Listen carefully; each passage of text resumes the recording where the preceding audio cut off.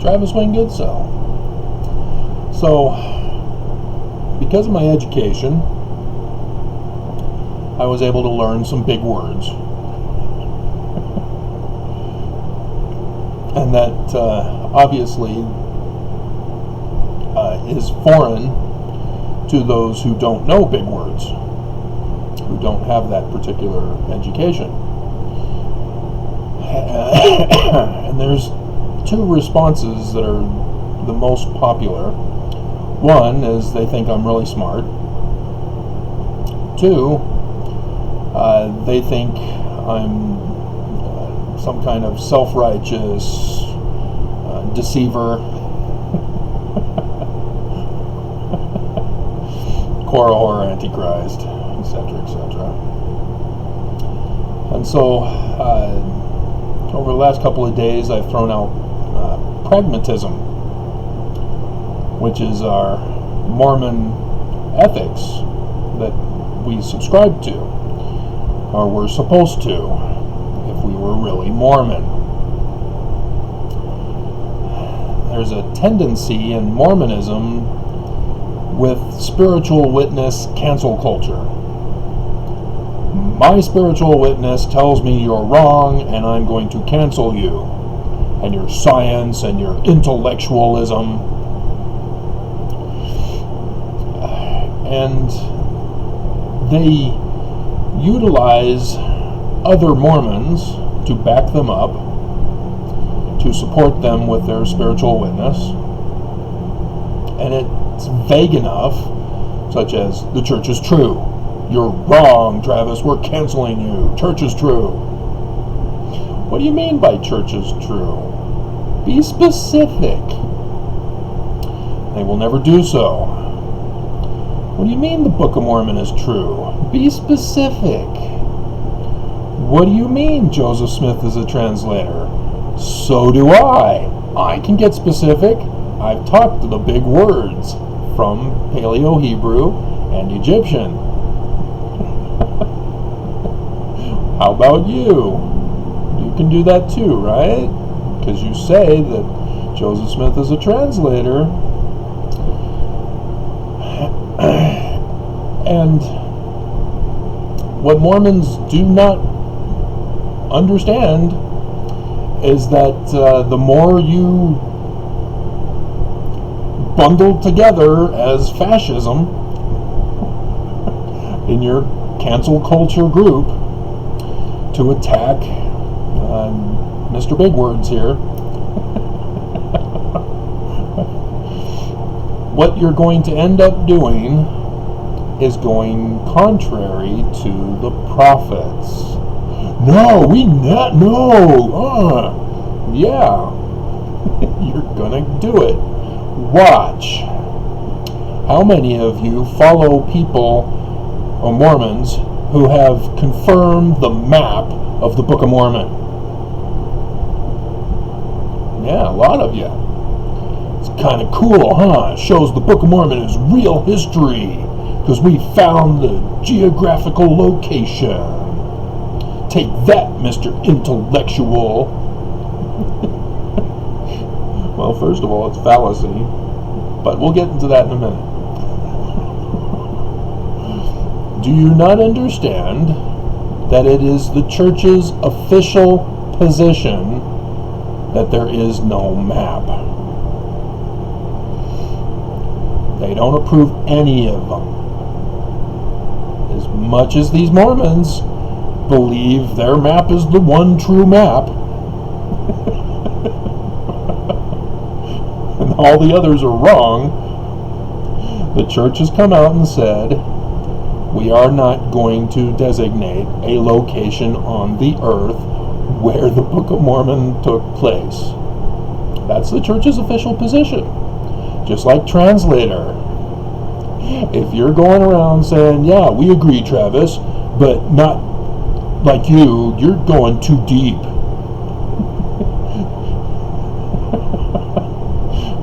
The church's official position on Joseph Smith is that he's not a translator. So everybody who's borne testimony saying, I know that Joseph Smith is a translator, oops, false witness, you've gone against the prophet. Sorry, spiritual witness. And so again, this is why I teach you pragmatism. Because you're not understanding the other methods that I use. The agricultural theory. Oh, that's too complicated, my brain hurts. Agriculture, what's that? I'm allergic to all things green.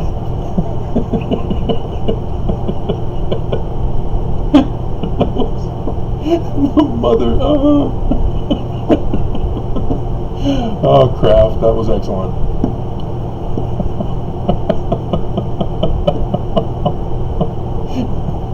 Along with a little girl running around screaming, "No! Just one more bite! No!"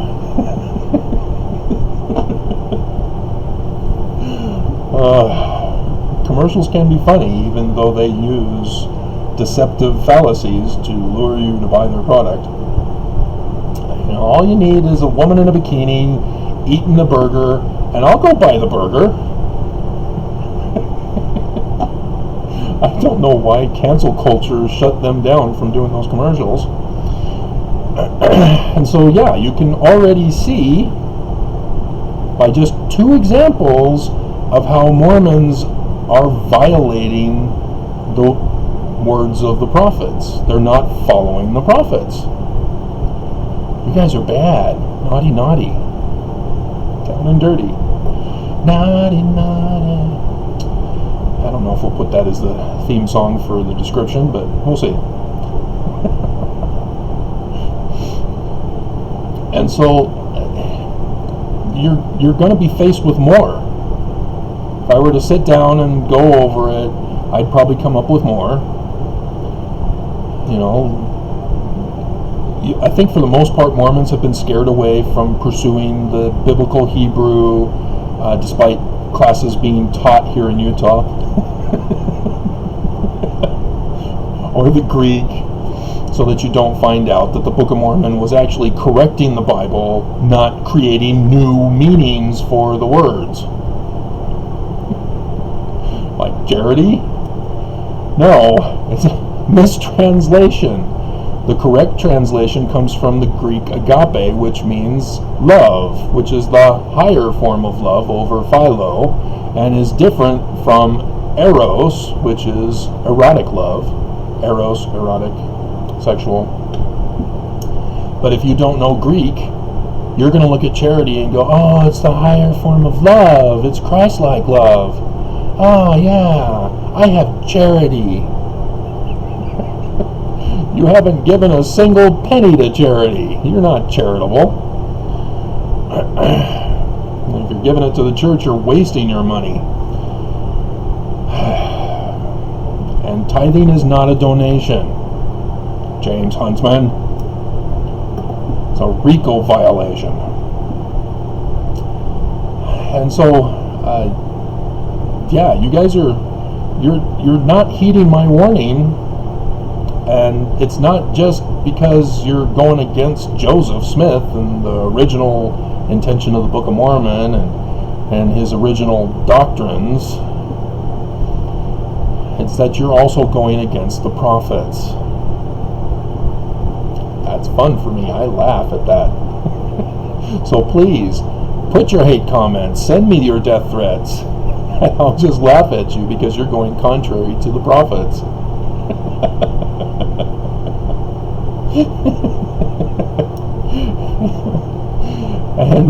and you even have that Mormon group that are like ultra extreme fanatics who want to murder Mormons to make sure they follow the prophets, and yet they're going against the prophets.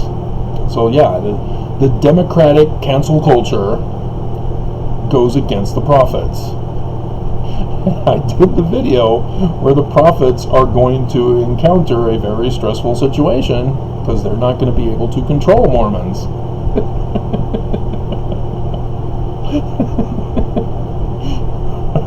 Because Mormons are going to go so far off the deep end with their spiritual witness the prophets are going to be caught unawares.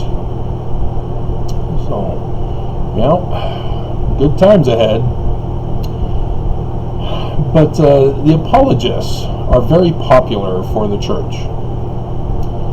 And, everybody knows Kwaku. I just say the name Kwaku and everybody knows. Ex-Mormons and Mormons alike, they all know Kwaku. Apologists are defenders of a position that is threatened with science and logic. And so the defense of an apologist has no option left but to be fallacious. And again, big word. And people shut off. I don't know what fallacy, I don't know. And the most common one that apologists use is because they get their butts kicked every single time, is that they name call. This is called an ad hominem. It's that Latin word. But it's basically name calling, abusive name calling. You're a Korahor, Travis. Oh, wow, you've proven your case. Oh, man, you confounded me. Wow, how could I have been so wrong that Joseph Smith was a translator? See, your name calling does not win your case. It actually automatically causes you to lose. You've lost the argument when you abusively attack someone in response, rather than saying, no, the church has come out and said this, and I have taken my spiritual witness and worked on it and done the research and produced the fruit that Joseph Smith is incorrect because I can't come up with an example because I did the fruit. It's true, he's a translator. Not of the Book of Mormon, though. You can follow discourse with the biblical Hebrew text and the Egyptian papyrus for the Book of Abraham. And yes, I know better than Egyptologists. Even that Rittner guy. You can see him enjoying the popularity. Yes, I am Mr. Egyptologist, and I have destroyed the church. Those foolish Mormons believing Joseph Smith is a translator of Egyptian. I am the expert of all. Yeah, okay. Translate Egyptian petroglyphs. Huh? What? Huh? They're not translatable.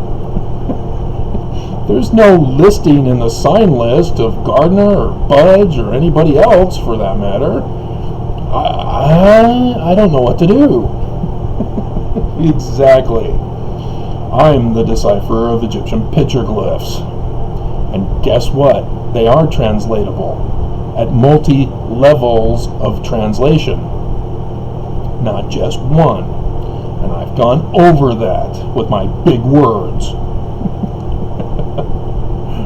And that is how Joseph Smith knew how to make his translations. And I still have to get to, that book right there and try to figure it out on my own. Because he did some extra stuff that the church and the Tanners all kept from us. He's got the other stuff in there that I already knew of, which is, I was looking at the other stuff that everybody publishes, and I was like, no, this isn't a translation. No. But then I saw the sign list he was working on. I went, oh, yeah, okay, I see what he's doing here. He's making a sign list. And ta-da! So I got to figure that out. But he was working with petroglyph translation. The explanations were petroglyph translation. And then he told a story based on the signs that he saw in the picture, which is exactly how the Bible, both Old and New Testament, made their translations. As I've thrown out another big word, documentary hypothesis. to show that is just full of nonsense and needs to be thrown away and never brought up again and removed from Wikipedia, so nobody gets confused by it. But yeah, I'm the last remaining Zeitgeister. If you're familiar with the movie, the other two are most likely dead. I don't know about Gary Greenberg, but yeah, his 101 Myths was an attempt of his to try to publish the concept, but he couldn't develop it. And as you can tell by reading his book, he sort of gets weaker and weaker in his arguments as he gets closer to after 2010. But yeah, kudos to him. His other books also have been an inspiration for me. But yeah, D.M. Murdoch is gone since December 25th, 2015. She was the big popular one that really took a sledgehammer to Christianity, and so they all cheered with her death from cancer. Not right, guys. Not cool. But yeah, a whole bunch of fallacy. There's a whole list. You could look up fallacy and educate yourself as to what you shouldn't use as an argument to defend the church. And yet, any video with Kwaku or anybody else, each and every single sentence that they make, you'll find it on the list of fallacies. They cannot tell something sound. Nothing is sound. Nothing. It frustrates me. I get sick and angry listening to them. I tried to do a playlist where I was going to counter reply to Saints Unscripted or whatever. And their racism, sexism, bigotry, and hatred for people just was disgusting. You know, they're sexually assaulting It's Me, Jesse, and I just, And so, yeah, these are not Mormons. You don't use fallacy to defend Mormonism. You have to be sound. You have to use science. You have to use logic. And Mormons can't do it, and the church won't let you do it, because they don't want you to know the truth. And even though Thinker of Thoughts finally saw 1984, and he thinks he's got a cool video to do for you, and many of you are watching him. I did my video this morning explaining that the church is lying because they don't want the church to be destroyed again.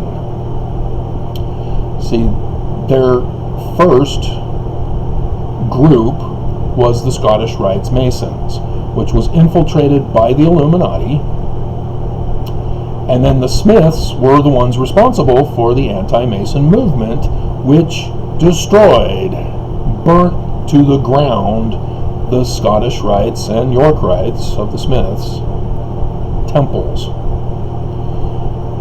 And they wanted revenge.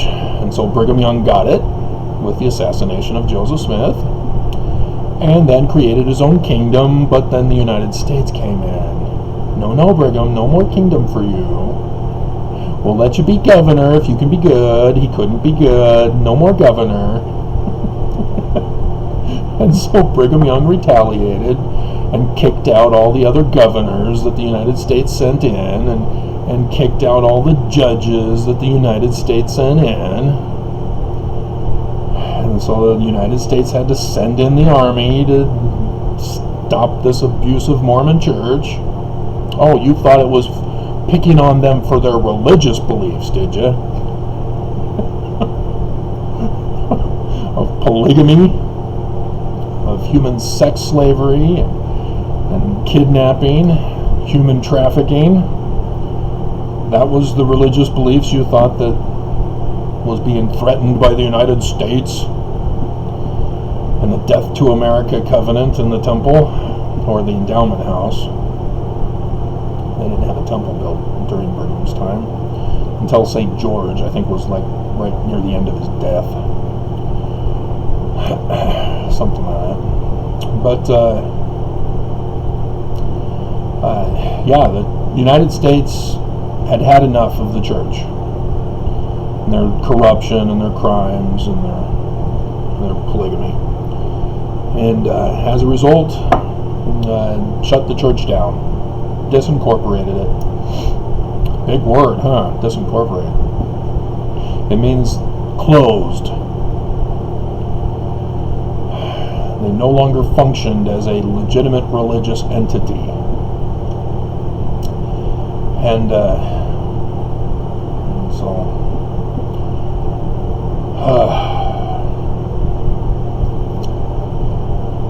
yep. Brigham Young, in order to justify all that he did, had to lie about Joseph Smith. And so, their temples and Freemasonry were burnt to the ground because of the Smiths, and then they get revenge, but then the United States shuts the church down again, this time in its religious form. And so that's what the church fears now, is that if people were to find out the truth, their plans for ultimate domination in the New World Order of their Luciferian Zion would be destroyed, and the temples and churches burnt to the ground, and they would have to go into hiding and shame and join some other group that would rise up to be a white supremacist group. That's what the Illuminati does. Infiltrated the Scottish Rites, turned them into evil. Then the Scottish Rites was broken up, and so then you had people going to the south to be Confederates, and then the Confederates then went to Utah in the south, to Dixieland in Utah, or they went to be part of the KKK, and then the KKK said, hey, these Nazis are our kind of people.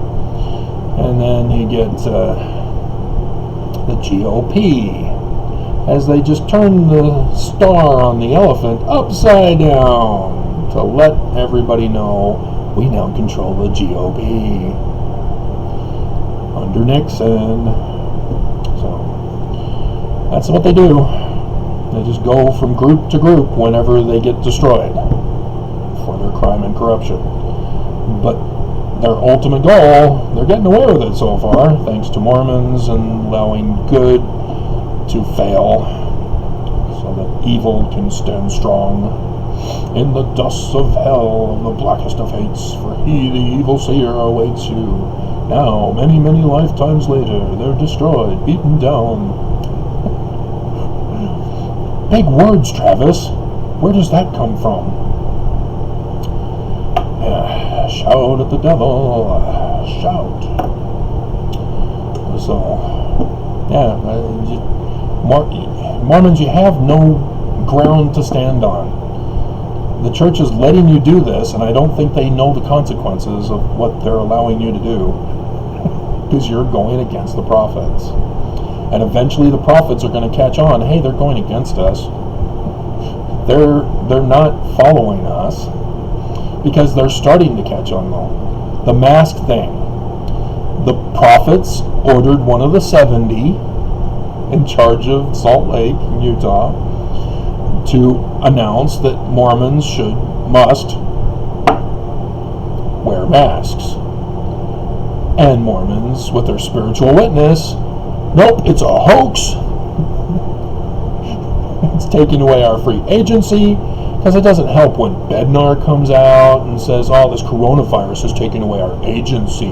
We need to be allowed to gather at church. And everybody hated that video, man. He was the one who said it. He was the one wanting to murder Mormons. Then you got others that followed also. And then the prophets are like being questioned by the news. We're surprised that Mormons aren't wanting to wear their masks. You mean after you helped to cause the spread and escalation of the coronavirus, knowing full well in January last year, having contacted China to find out how serious it was, and you helped spread and escalate it instead. And Mormons still love you, but they ain't obeying you.